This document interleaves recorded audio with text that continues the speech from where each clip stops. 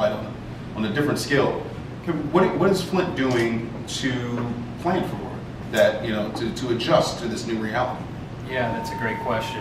And I think, it really started in 2008 when the president was elected and really formed the Sustainable Communities and merging DOT, EPA, and HUD to form and offer the Sustainable Communities Challenge Grants, which Flint was a recipient of to update and really create its first master plan since 1960.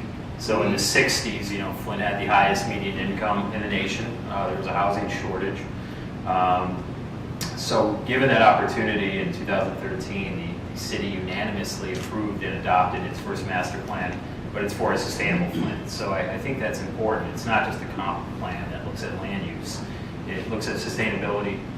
It's got a lot on community engagement because given Flint's past planning practices, there's a lot of inequities that exist. So through community dialogue extensively, one of the couple of the key principles that were identified were sustainability and social equity, which I think talks about, we're not all fortunate enough to, we want to be sustainable, but Flint cannot compete with Ann Arbor, it cannot compete with Grand Rapids, at least on level playing fields, and also adapting to change. So recognizing that GM will not be coming back, at least in the amount of workers that we once had, and our population will not be coming back.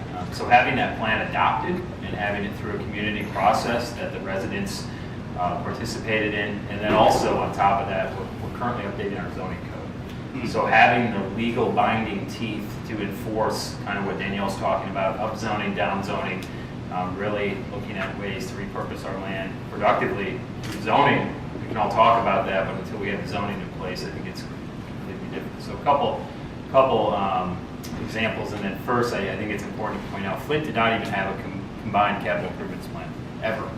That first one was put together last January as part of the same process. So cities that have been lacking, like Flint, we've made tremendous ground over the last 3.5, 4 years.